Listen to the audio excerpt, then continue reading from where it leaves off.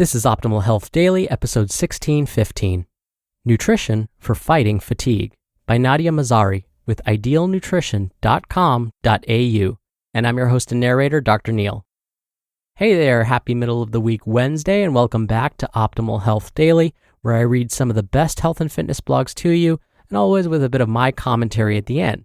And on Wednesdays, a little bit of inspiration. So every Wednesday, I like to give you a little bit of inspiration since for many of us, Wednesday represents the middle of the work week and we might just be pushing through trying to get to the weekend. So with that, here's a little bit of inspiration. Quote, "If you are feeling sorry for yourself, you are building a wall which shuts you out from the things you desire." Edward E. Hale. All right, now that we're in the right frame of mind, let's get right to today's article and start optimizing your life. Nutrition for Fighting Fatigue by Nadia Mazari with idealnutrition.com.au. Fatigue is a common ailment that most of us will experience at some point in our lives. In fact, it's been reported that each year, approximately 1.5 million Australians present to their doctors with fatigue. This isn't surprising considering how busy, high stress, and emotionally demanding many of our lifestyles have become. Fatigue generally describes a feeling of unrelenting tiredness, lethargy, and or a lack of motivation that lasts for several weeks. Daily, low-grade fatigue can be a symptom of an underlying issue or disease. It can be caused by a myriad of interacting physical, psychological, or medical factors such as insufficient sleep, increased stress, or catching the influenza virus. Fatigue can be remediated by addressing poor lifestyle habits or the underlying medical issue. In this article, we will explore some simple ways you can combat fatigue with your diet and eating habits. An overwhelming, sudden onset of fatigue or fatigue that persists for longer than 6 months may be a sign of a more serious medical condition, such as myalgic encephalomyelitis. But this is not the focus of this article. When you eat. Before we dive into precisely what you could eat to combat fatigue, it would be a good idea to assess your daily eating patterns. First, do you skip breakfast? An extra 30 minutes of sleep may feel like a good compromise in the early hours of the morning, but having breakfast is critical for refueling your glycogen stores and stabilizing your blood glucose levels throughout the day. In turn, this helps with maintaining steady energy levels. It might also be tempting to reach for a cup of coffee as your energy levels dip throughout the day. However, this potentially sets you up for a vicious cycle of poor sleep, fatigue, and consuming excessive caffeine. As caffeine sensitivity and sleep needs differ between individuals, it can be difficult to pinpoint exactly how much caffeine you can consume and when you should stop taking it. Nonetheless, increased caffeine consumption has been linked to reduced sleep quality. With this in mind, aim to stop consuming high caffeine foods such as energy drinks, black tea, or coffee around lunchtime. Additionally, avoid drinking alcohol when you want to stay alert, as alcohol can have sedative effects. What you eat. A quick Google search reveals countless foods that may fight fatigue. However, it's critical to understand that it isn't necessarily particular foods that help combat fatigue, but it's the nutrients they contain that benefit you. This is especially true if you're deficient in a certain nutrient. Menstruating women, for instance, are at a higher risk of iron deficiency anemia. A telltale sign of iron deficiency and associated anemia is fatigue. Foods high in iron include lean beef, oysters, dark green leafy vegetables such as spinach, and iron-fortified cereals or breads.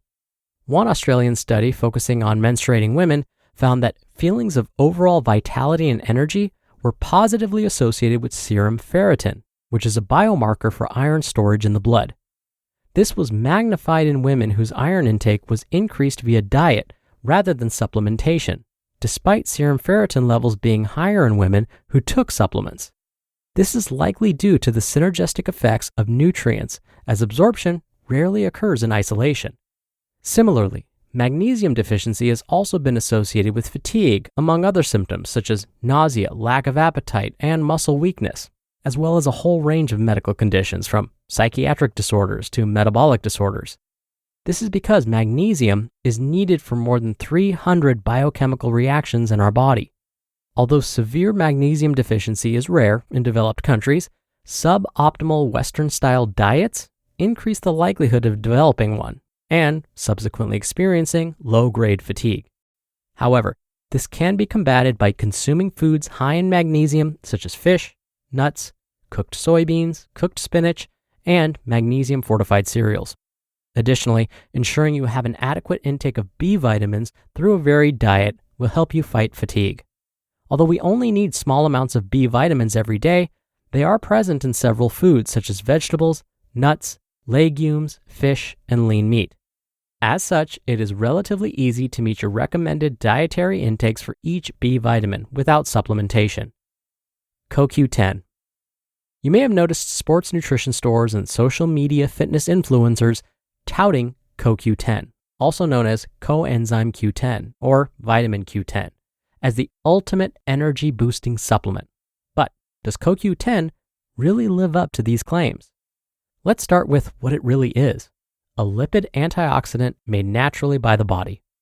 CoQ10 is present in every cell of our body. It is essential for shuttling oxygen and hydrogen molecules through the electron transport chain of our cell's mitochondria.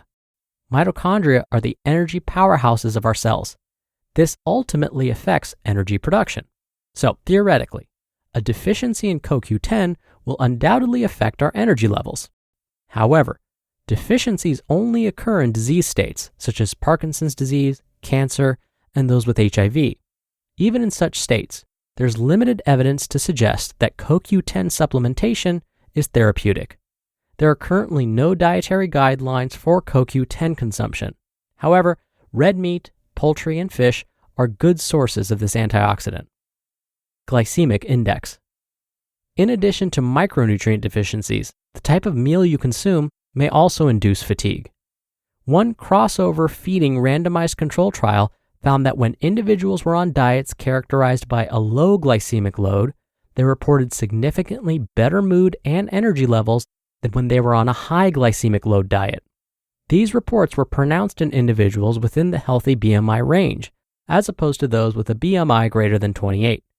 This study therefore also highlighted the potential relationship BMI may have on fatigue. Low glycemic index diets typically consist of complex carbohydrates, whole fruits and vegetables, and legumes. Conversely, high glycemic index diets typically consist of refined carbohydrates and processed foods. So if you're struggling with fatigue, reduce high glycemic index carbohydrates such as white bread or rice and sugary drinks. The importance of hydration. Last but not least, adequate hydration will also help you fight fatigue. One placebo-controlled study of young women mimicked common daily dehydration to test this claim. It found that after only a 1.36% reduction in body mass due to dehydration, participants experienced lowered mood, an increased perception of task difficulty, and lowered concentration.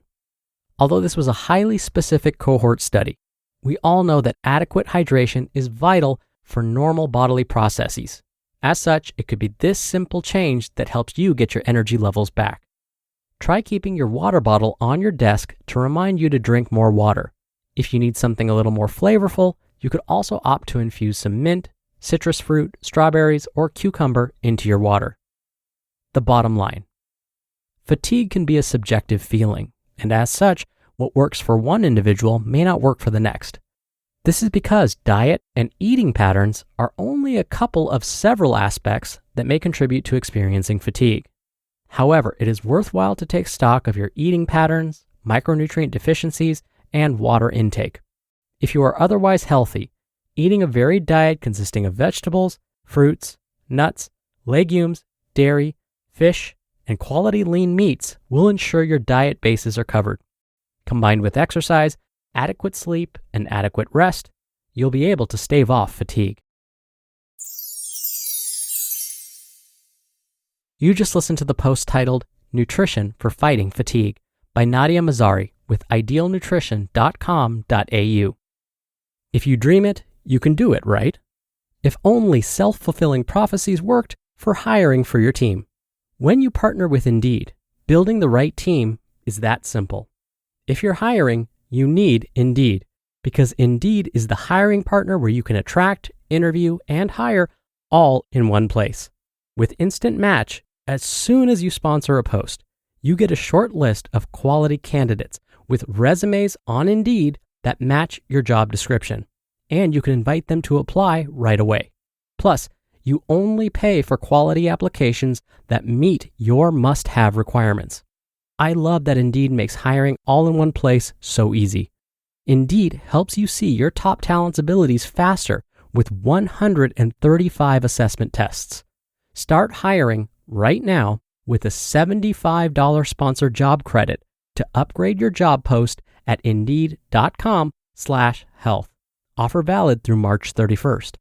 Go to Indeed.com/health to claim your $75 credit before March 31st. Indeed.com/health. Terms and conditions apply. Need to hire? You need Indeed. Dr. Neal here for my commentary. Now, after hearing today's article, you may be thinking, what about sleep quality? Why wasn't that discussed? Well, remember, today's article was all about fighting fatigue through nutrition. Sleep quality is a whole other topic altogether. But when it comes to decreasing fatigue through nutrition, something that I would often tell my patients is, whenever you eat a carbohydrate-rich food, have some protein with it. Especially for those patients that tended to consume high glycemic index foods, like, say, crackers, I would encourage them to have a little bit of protein with those. So, if they're munching on some crackers, I would say, have some nut butter with it. Snacking on some tortilla chips, have some black bean dip with it. If they were eating, let's say, a more nutritious but still high glycemic snack, like fruit, I would still encourage them to have a bit of protein with it. Say they were eating strawberries. Have a dollop of Greek yogurt with those strawberries. By doing this, you're helping to delay the absorption of those carbohydrates, which will provide longer lasting energy. All right, that does it for today. I hope you have a great rest of your Wednesday if you're listening in real time, and I'll see you back here for tomorrow's show where your optimal life awaits.